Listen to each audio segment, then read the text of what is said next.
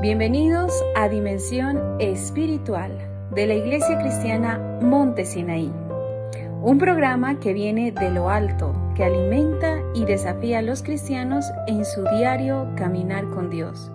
Tiene como propósito llegar a un mundo que está más allá de lo natural a través de la revelación bíblica.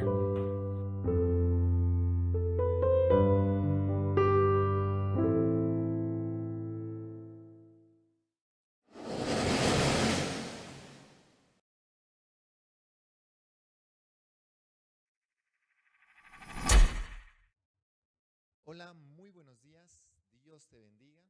Estamos aquí con nuestro programa Dimensión Espiritual. Y continuamos con esa serie que habíamos dejado pendiente. Había habido una interrupción por todo lo de la guerra espiritual que estuvimos tratando y todo este empoderamiento tan maravilloso que también hemos recibido. Y la Iglesia Cristiana Monte Sinaí continúa con esta serie maravillosa, cristocéntrica completamente, de Jesús en los libros del Antiguo Testamento. Ya estamos culminando. Hoy es la segunda parte acerca de los libros proféticos y precisamente estamos a terminar ya.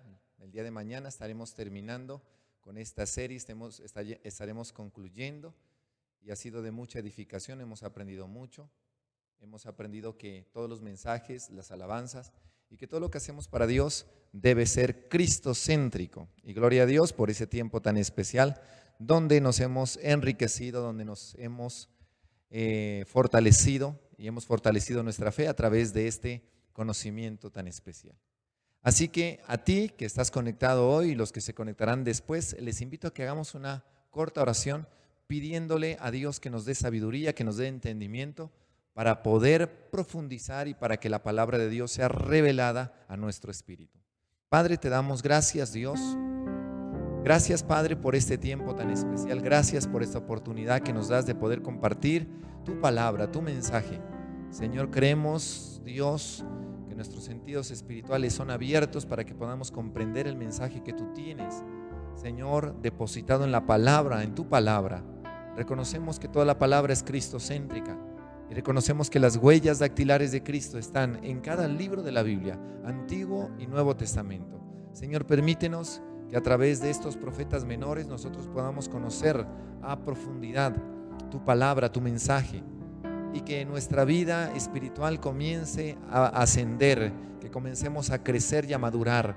Gracias, Dios, por este tiempo tan especial. En el nombre de Jesús, amén y amén. Muy bien, en este estudio nos corresponde hablar acerca del libro de Abdías. Es un libro que uno, cuando mira la Biblia, si usted no se ha aprendido los libros de la Biblia, le recomiendo que se los aprenda, los 39 libros del Antiguo Testamento. Y si usted no se los aprende, cuando le tenga que buscar el libro de Abdías, usted pasará rápidamente y ni siquiera lo va a encontrar porque solamente tiene una página. Pero vamos a entrar a profundizar y sobre todo a que este libro nos muestre a Jesús. De eso se trata.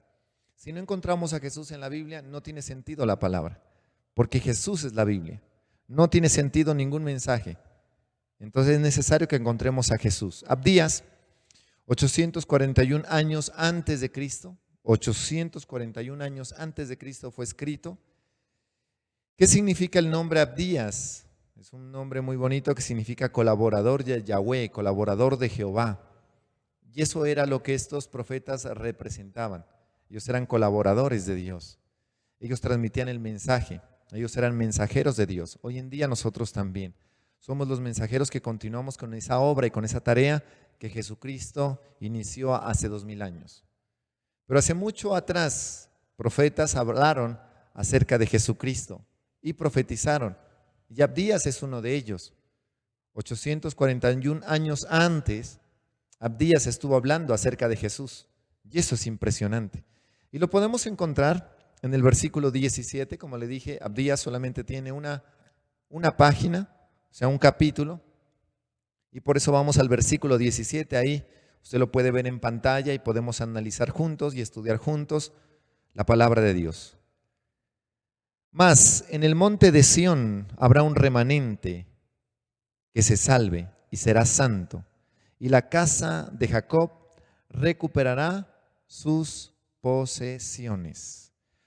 Nosotros encontramos aquí que a Jesucristo, al Mesías, se lo conoce como nuestro Salvador. ¿Quién es ese remanente? Ese remanente somos hoy en día nosotros, la iglesia. Jesucristo vino a Israel, nació en Israel, creció en Israel y el ministerio fue en Israel. Pero Israel lo rechazó, Jerusalén lo rechazó, los judíos lo rechazaron. Y gracias a ese rechazo, dice Romanos, que nosotros fuimos adoptados y fuimos injertados a la raíz verdadera. Nosotros fuimos injertados. ¿Cuál es la raíz verdadera? Israel. Pero ellos rechazaron a Jesús, rechazaron la piedra de ángulo para edificar, pero nosotros hemos aceptado, nosotros el pueblo gentil, aceptamos a Jesucristo de Nazaret. Reconocemos que Él es el Señor y aquí precisamente, aquí hoy estamos hablando en este libro que es aceptado por los judíos. El Antiguo Testamento es aceptado 100% por los judíos, reconocido por los judíos, pero lastimosamente no tiene la esencia. No tiene la esencia de los libros del Antiguo Testamento porque no han encontrado a Jesús. No han encontrado la revelación suprema de Jesús. Por eso ellos no tienen la esencia, no tiene sentido lo que ellos hayan estudiado, la educación judía que ellos tienen, no tiene sentido, porque el sentido de la palabra es Jesucristo. Y Jesús, estando aquí en la tierra, les dijo a los fariseos: escudriñen las Escrituras, porque en ella se habla acerca de mí. Y les estaba diciendo, estudien bien, traten de profundizar, interpreten correctamente el Antiguo Testamento, porque ellas, cada libro de la Biblia habla acerca de mí. Entonces, Abdías, conocemos a Abdías, nuestro Salvador, el remanente somos nosotros. Abdías profetizó acerca de Jesucristo y esa profecía la encontramos exactamente en el versículo 17 para que nosotros podamos entender. Un día nosotros, la casa de Jacob, recuperaremos todas las posesiones. Y así es, vamos a recuperar todas las posesiones en el nombre de Jesús. En Cristo Jesús se recupera muchas cosas. En Cristo Jesús se recupera, ¿por qué? Porque Él es el que llena todo vacío y le pone sentido a nuestra vida. Se recuperan las bendiciones que Satanás nos ocultó durante mucho tiempo. Recuperamos la vista, recuperamos la visión espiritual para poder comprender con claridad la palabra de Dios. Y sobre todo, recuperamos la vida, porque Cristo es el único que la ofrece, vida y vida en abundancia. Muy bien, pasemos al siguiente libro y es el libro de Jonás.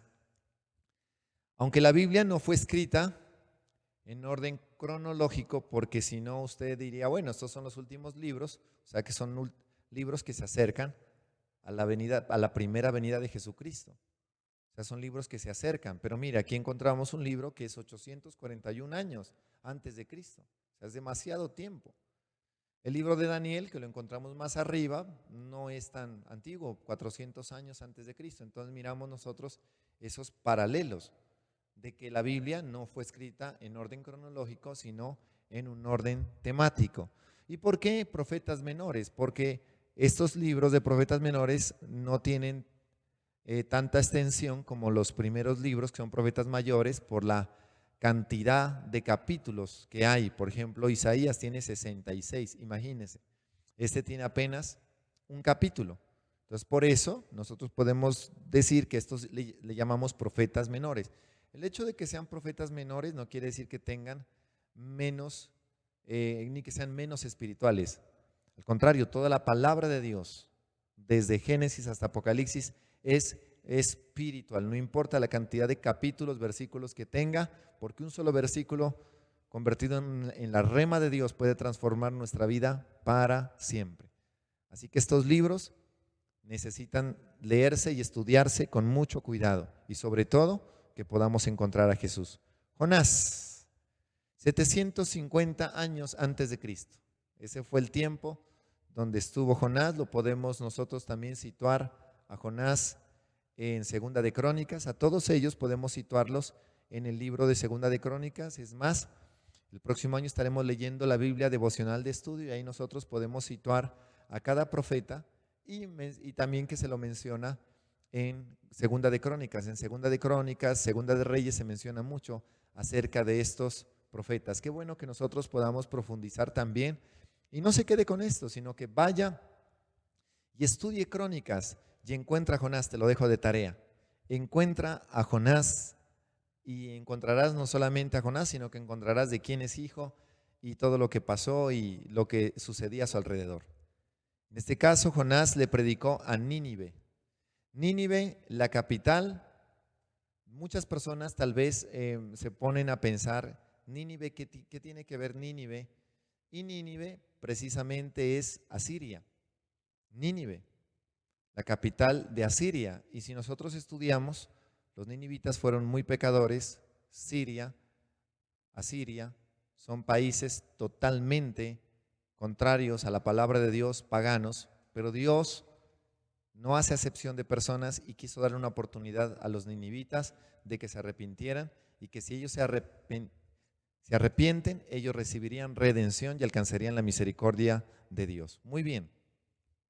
Entonces encontramos a Jonás 750 años antes de Cristo y aquí nosotros también, el nombre de Jonás significa paloma. Eso es lo que significa el nombre de Jonás. Y no solamente eso, sino también a Jesucristo se le conoce como el gran misionero foráneo. ¿Por qué? Porque mire lo que dice en Jonás capítulo 1, versículo 2. Levántate y ve a Nínive, aquella gran ciudad, y pregona contra ella, porque ha subido su maldad delante de mí. Nínive, la capital de Asiria. Versículo 17. Pero Jehová tenía preparado un gran pez que tragase a Jonás, y estuvo Jonás en el vientre del pez 3 días y 3 noches. Jesucristo mencionó a Jonás. Mire de importante que es Jonás. Jonás se rehusó, no quiso ir, pero Dios tenía un plan de redención, así como tenía un plan de redención por nosotros, por el mundo, y envió a su Hijo.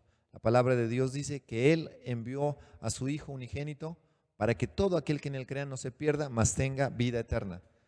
Y Nínive también es usada como ejemplo de que los ninivitas, cuando escucharon a Jonás, se arrepintieron y de que Jesucristo fue enviado y les está predicando a los judíos, pero ellos no se quieren arrepentir. Y él dice, aquí hay una persona más importante que Jonás. Yo soy más importante que Jonás, porque de mí habló Jonás. Y así no solamente de Jonás, sino de varios personajes. Mire lo que dice Mateo capítulo 12, versículo 40. Porque como estuvo Jonás en el vientre del gran pez 3 días y 3 noches, así estará el Hijo del Hombre en el corazón de la tierra 3 días y 3 noches. Jonás mismo es tipo de Jesús. Jonás mismo es tipo de Jesús. Recuerde que después de que Jonás sale del vientre, comienza la redención de los ninivitas. De la misma manera, cuando Jesucristo sale de la tumba, cuando Jesucristo sale de la muerte y enfrenta cara a cara la muerte, nos entrega la redención y nos ha entregado la victoria completa a nosotros. Porque juntamente he muerto con Cristo y juntamente resucitado con Él. Ya no vivo yo, mas Cristo vive en mí. Y eso fue gracias a la resurrección. Ahora bien, nosotros también tenemos una serie donde hemos hablado acerca de secretos de ultratumba y explicamos que Jonás verdaderamente sí murió. Es comprobado por la oración de Jonás, que usted también la encontrará en el libro y la puede profundizar, donde él verdaderamente estuvo en el Seol y donde él murió y fue resucitado dentro del gran pez para continuar con esa labor que Dios le encomendó. Y no solamente eso, sino que Jesucristo también dice que Jonás estuvo en el vientre del gran pez. De la misma manera Jesús estuvo en el corazón de la tierra, o sea, en el mismo sentido. Así como Jonás estuvo muerto, así también Jesús estuvo muerto y fue resucitado para comenzar el proceso de redención completo. Gloria a Dios. Qué espectacular todo lo que nosotros aprendemos. Miqueas, ¿quién como el Señor? Hermoso nombre, Miqueas. Miqueyahu, ¿quién como el Señor? 700 años antes de Cristo. Miramos nosotros claramente que estos profetas, Miqueas y Jonás, son contemporáneos. ¿Y cómo se le conoce? Se le conoce como Él es el Rey que será Señor en Israel. Él es el Rey que será Señor en Israel. Miqueas 5:2. Y ponga atención, 700 años antes de Cristo se habló exactamente, específicamente acerca del nacimiento de Jesús. Pero tú, Belén de Efrata, pequeña para estar entre las familias de Judá, de ti saldrá el que será Señor en Israel. Y sus salidas son desde el principio, desde los días de la eternidad. Ahora sí leamos el versículo 5. Y este será nuestra paz, cuando el asirio viniere a nuestra tierra y cuando hallare nuestros palacios, entonces levantaremos contra él 7 pastores y 8 hombres principales. Aquí se mencionan a 2 personajes. Primero se menciona a Jesús, porque se menciona que vendrá el Salvador, de ti saldrá el Señor, quien será Señor. Dios es Señor sobre todas las cosas y toda lengua confesará que Jesucristo es el Señor y toda rodilla se doblará ante Él. Gloria a Dios, amén. Apocalipsis habla demasiado acerca de Jesucristo. Habla de que Él es el alfa y el omega, principio y fin, cantidad de cosas. Y obviamente Él es el príncipe de paz. Pero lo más importante aquí es que se hablan de 2 personajes, por Jesús de Nazaret, pero también se habla del asirio. Y el asirio lo explicamos en el libro de Daniel, que también es una de las series de la explicación capítulo por capítulo del libro de Daniel, que el anticristo vendrá de Asiria, será sirio. Mire lo que dice la palabra de Dios. Y este será nuestra paz cuando el asirio, versículo 5, cuando el asirio viniere a nuestra tierra y cuando hallare vuestros palacios. ¿Quién? El asirio. ¿Quién es? El anticristo. Hoy en día ya no existe Asiria, pero sí está Siria y es lo mismo. Tiene el mismo contexto espiritual, geográfico y físico. Sirio, ¿vendrá de dónde? De Siria. El anticristo vendrá de Siria. Y si usted quiere profundizar, porque no voy a entrar en detalles, me voy a limitar solamente a explicar lo que nosotros encontramos aquí, se lo dejo de tarea. Se lo dejo de tarea para que usted lo busque en una lista de reproducción que está en nuestro canal, que se llama Explicación al libro de Daniel. Entonces, en Miqueas encontramos quién como el Señor, y encontramos a Belén, y encontramos que Jesús nació en Belén, y usted conoce los sabios del oriente que vinieron trayendo mirra, oro, incienso, y lo llevaron al rey que iba a nacer en Belén, y Herodes preguntó dónde es que va a nacer el Mesías, y los sacerdotes ancianos se reunieron y dijeron en Belén nacería, y obviamente Herodes trató a como de lugar de impedir el nacimiento de Jesús, mandó a matar a muchas personas y muchos niños, y usted conoce muy bien esa historia. Entonces, qué bueno que nosotros podamos entender que 700 años antes de Cristo se estaba predicando acerca del nacimiento de Jesús con lujo de detalles. Nahum, 626 años antes de Cristo profetizó. Nahum también es contemporáneo. Su nombre significa consuelo. El nombre de Nahum significa consuelo. Y aquí en Nahum se conoce a Jesucristo como el mensajero de hermosos pies. Recuerde acerca de Jesús y recuerde lo que dice el apóstol Pablo allá en el libro de Romanos: hermosos son los pies de los que anuncian la paz. Y como a Jesucristo le lavaron sus cabellos con sus cabellos y le derramaron sobre él un perfume de nardo puro, costoso, más o menos de 30 millones de pesos, lo derramaron sobre Jesús. ¿Cómo serían los pies de Jesús tan hermosos? Porque Él no solamente vino desde la eternidad a este presente, sino que también nos lleva a nosotros, nos lleva y sigue el cuerpo de Cristo haciendo la labor que Él un día comenzó. Entonces, Nahum, que significa consuelo, menciona en el versículo 15 del capítulo 1, Nahum capítulo 1, versículo 15, dice: he aquí sobre los montes los pies del que trae buenas nuevas, el que anuncia la paz. Hermoso. Y usted puede encontrar la referencia en el libro de Romanos. Celebrad, oh Judá, tus fiestas, cumple tus votos, porque nunca más volverá a pasar por ti el malvado. Pereció del todo y Él es nuestro vengador. Se conoce a Jesús, ¿cómo? Se conoce a Jesús como el mensajero de hermosos pies, pero también se lo conoce a Jesús como nuestro vengador. Jesucristo es nuestro vengador. Gloria a Dios.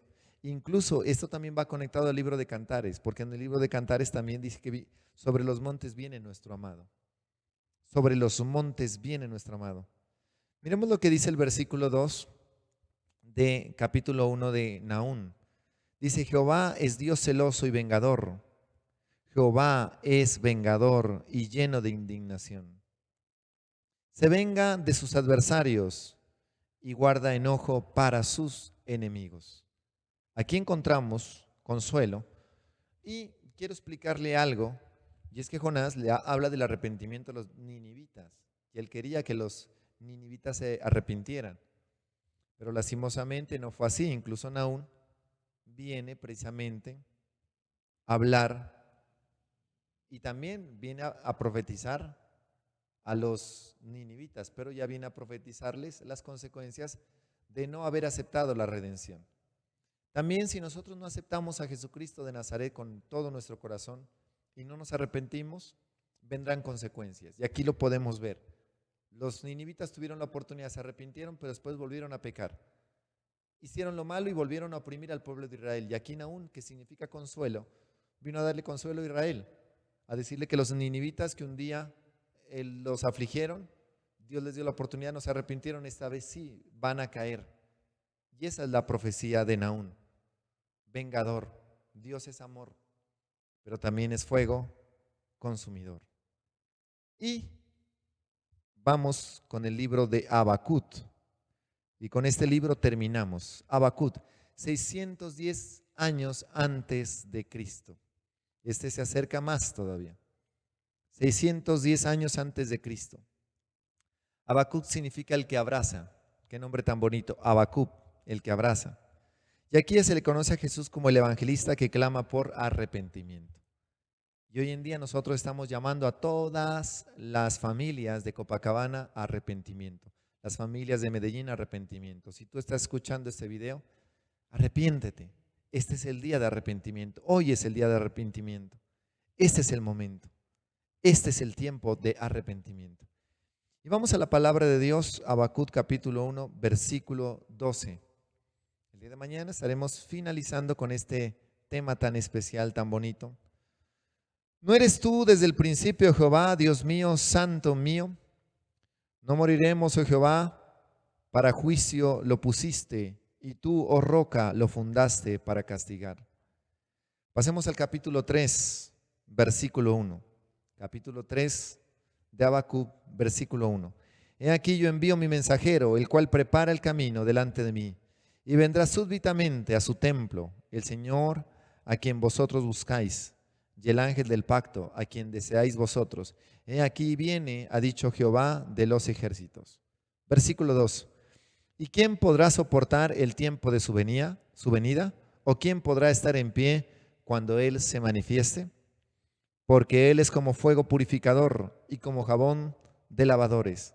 Y se sentará para afinar y limpiar la plata, porque limpiará a los hijos de Leví. Los afinará como oro y como plata, y traerán a Jehová ofrenda de justicia. Versículo 4. Y será grata a Jehová la ofrenda de Judá y de Jerusalén, como en los días pasados y como en los años antiguos. Versículo 5. Y vendré a vosotros para juicio, y seré pronto testigo contra los hechiceros adúlteros, contra los que juran mentira, los que defraudan en su salario al jornalero, a la viuda, al huérfano, y los que hacen injusticia al extranjero, no teniendo temor de mí, dice Jehová de los ejércitos. Aquí nosotros encontramos también dos personajes. Encontramos a Juan el Bautista, que es el que prepara el camino de arrepentimiento, y es lo que hace. Juan el Bautista preparó el camino para que apareciera en escena el ministerio de Jesús. Juan el Bautista dice: es necesario que yo mengüe para que Él crezca. Y así fue. Él comenzó a menguar, y Jesucristo comenzó a crecer y a crecer. Y cada uno de nosotros es necesario que vayamos quedando entre las sombras para que Jesucristo se manifieste entre nosotros. Aquí nosotros podemos ver también al profeta Habacuc dándonos ese consuelo de que Jesucristo viene y de que nosotros debemos arrepentirnos, de que es necesario porque el pecado nos ha esclavizado durante mucho tiempo. Pero Cristo nos quiere dar verdadera libertad, y que en Cristo es posible dejar el pecado. En Cristo es posible vencer la maldad, la injusticia. Porque con injusticia, con mentira, no entraremos al cielo. Y esta es la oportunidad que nosotros tenemos. Gracias a Dios por estos libros, gracias a Dios porque cada uno nos muestran a nosotros, a Jesús de Nazaret, la tarea, la misión, la acción de Jesús, la redención, su perdón. Y sabemos que Jesucristo no fue una ocurrencia tardía, su venida aquí a la tierra. Jesucristo fue el Cordero inmolado desde la eternidad. Desde la eternidad, Él ha tenido un plan de redención para todos nosotros, sabiendo que nosotros nos íbamos a corromper y que nos íbamos a inclinar al pecado. Pero aquí estamos. Aceptemos la oportunidad que nosotros tenemos y reconozcamos a nuestro Salvador, así como lo hicieron los antiguos profetas y hoy nosotros. Padre, te damos gracias en el nombre de Jesús. Oramos, Dios, por este tiempo tan especial. Creemos, Señor, que este mensaje es de mucha bendición a todos los que estuvieron conectados, a todos aquellos que se conectarán después. Te pido, Señor, que sea un mensaje de transformación, que nos permitan crecer, que nos permita avanzar, que nos permita seguir confiando en ti. Gracias te damos en el nombre de Jesús de Nazaret. Creemos en tu soberanía, en tu sabiduría, en tu palabra, Señor. Gracias. Gracias, Dios, por tu palabra. Gracias por tu mensaje. En el nombre de Jesús de Nazaret. Espíritu de Dios, bendecimos a todos los que se conectaron en el nombre de Jesús. Y quiero que escuches esto. Nosotros, después del día de mañana, finalizamos ya con este tema, pero vamos a hacer algo en este diciembre, y es que vamos a entrar al libro de Proverbios. Vamos a estudiar el libro de Proverbios y finalizamos diciembre con todos los capítulos de Proverbios. Finalizando este año nos vamos a estudiar y vamos a profundizar el libro de Proverbios, así que vamos a terminar con una serie que se llama el libro, la explicación al libro de los Proverbios. Así que mantente en sintonía, no olvides darle me gusta y compartir el video. Que Dios te bendiga.